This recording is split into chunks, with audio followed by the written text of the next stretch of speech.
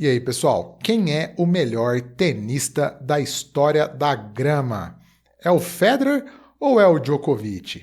Ou nenhum desses dois? Este será o tema desse vídeo.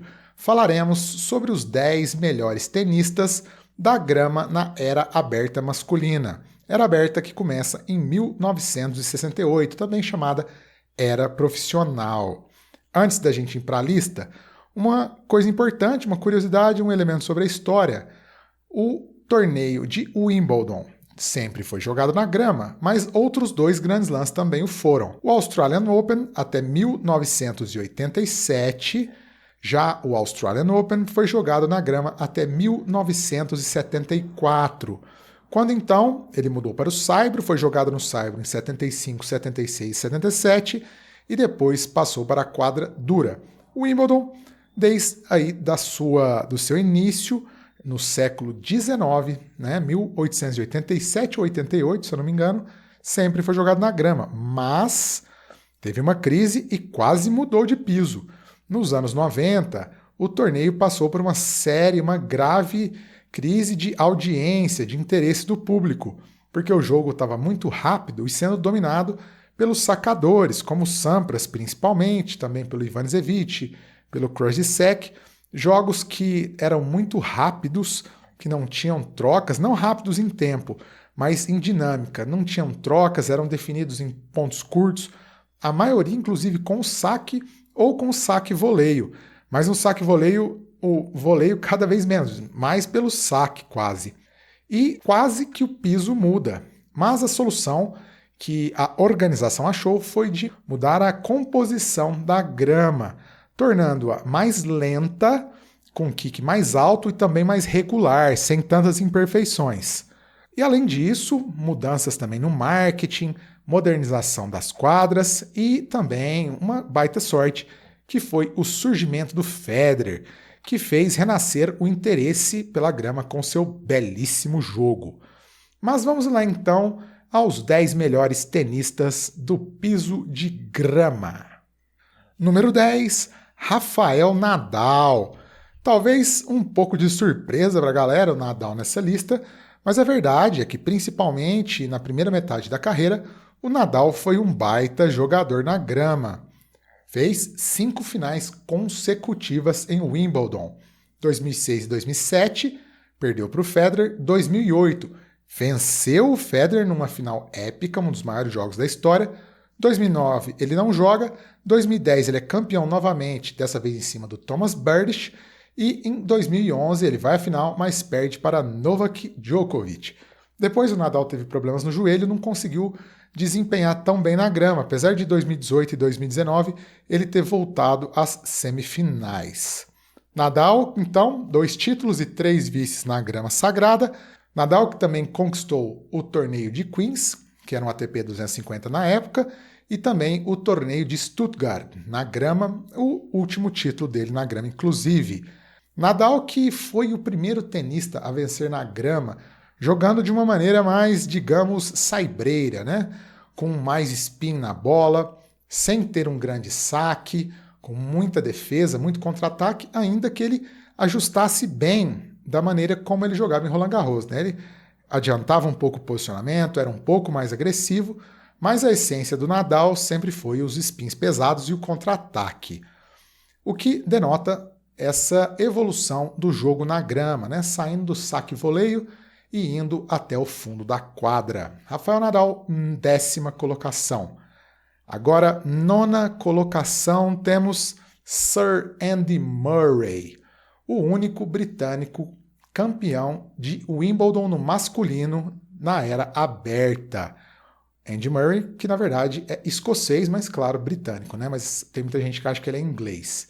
Murray, que também tem 2 títulos em Wimbledon e um vice, mas ele está na frente do Nadal porque ele tem uma outra grande conquista na grama, que foi a medalha olímpica de ouro nas Olimpíadas de Londres 2012, que foram jogadas na sede de Wimbledon. E ele venceu na final ninguém menos do que Roger Federer, um jogo muito, muito, muito perfeito do britânico.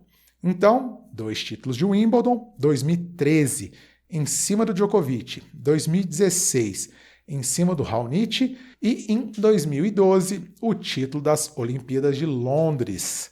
O Murray, que também foi vice-campeão em 2012, perdeu para o Federer, né? Depois ele se vinga nas Olimpíadas, e também possui mais 5 títulos no ATP de Queens, o ATP de Londres, né? O preparatório mais tradicional para o Wimbledon.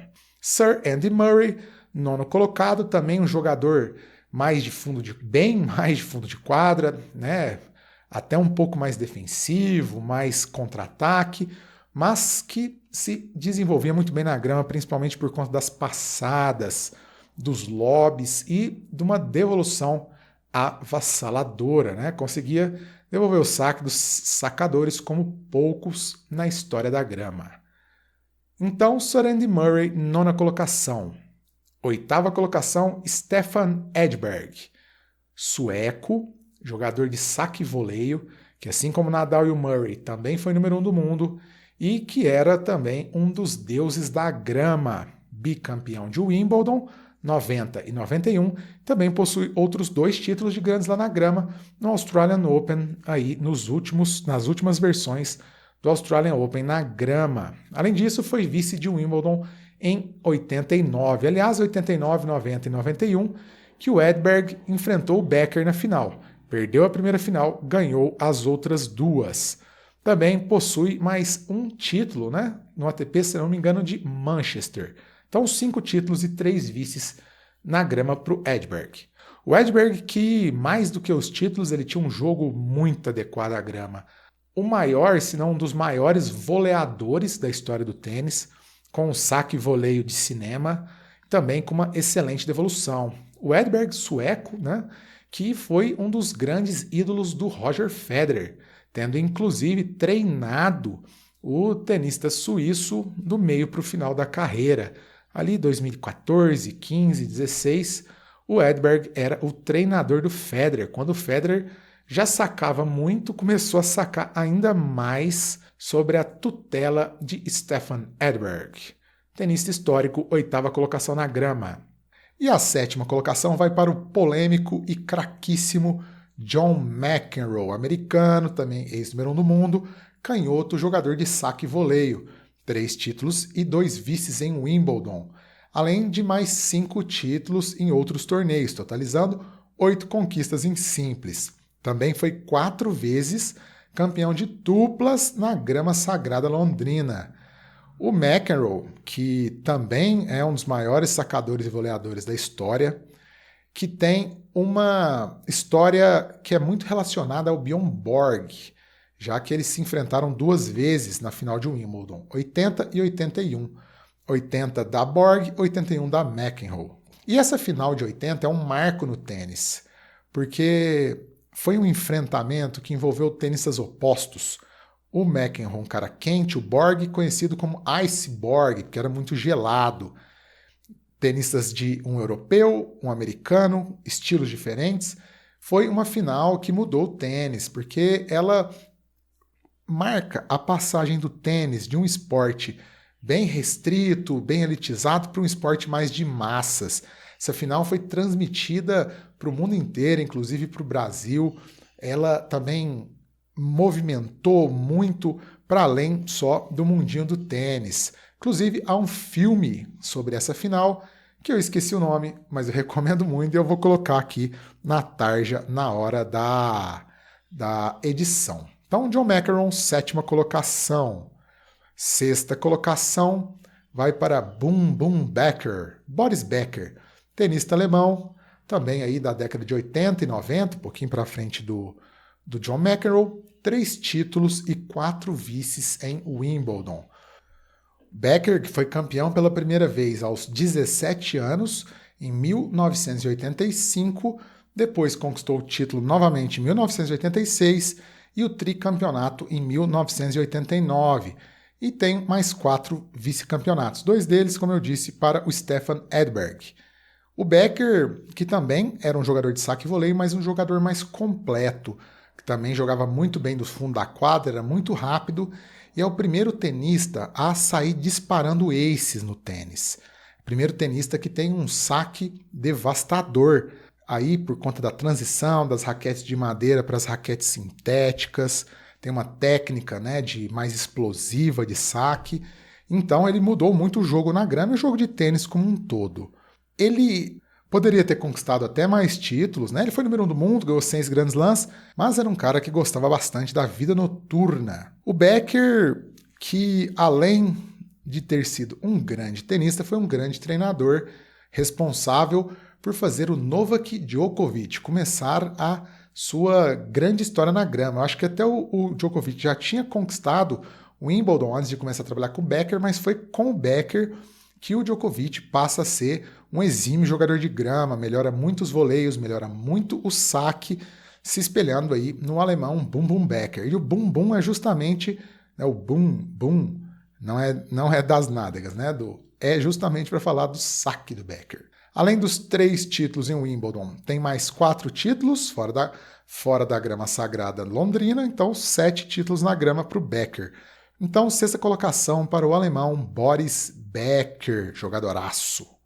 Na 5ª colocação, outro tenista lendário, o canhoto Jimmy Connors, que foi um grande tenista aí da década de 70, o 2º número 1 do mundo da ATP, que jogou até os anos 90. Na grama, ele conquistou 2 Wimbledon, 1 US Open e 1 Australian Open. É o único da nossa lista a ter vencido os 3 Grand Slams enquanto eles eram jogados na grama. Além também desses 4 títulos, ele tem mais 5 vices na grama, sendo inclusive 4 deles em Wimbledon e mais 1 no Australian Open. Jimmy Connors, que é o 2º tenista com mais títulos na grama na história, o 3º na verdade, né? O 2º é o Sampras. O Connors tem 9 títulos na grama ao todo. Connors, que também não era um tenista propriamente de saque e voleio, apesar de volear muito bem, de sacar e volear muito bem também, mas era um tenista de fundo de quadra, canhoto, backhand de 2 mãos, o primeiro tenista no masculino a liderar o ranking batendo backhand de 2 mãos, na verdade ele foi o 2º a liderar, o 3º a liderar o ranking geral, mas o primeiro com 2 mãos. Tenista muito rápido, muito agressivo, mas que se defendia muito bem, e que tinha por característica ser muito aguerrido, né? Era um americano que destoa um pouco até do estilo americano em geral.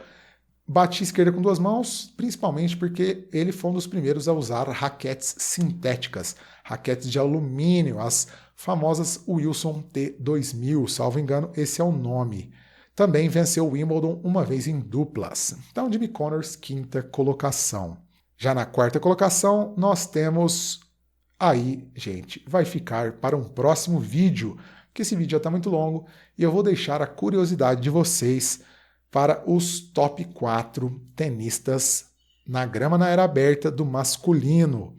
Inclusive, digam aí quem vocês acham que são os próximos 4 da lista e quem está na frente, hein? Será que é o Federer? Será que é o Djokovic? Ou será que é outro nome?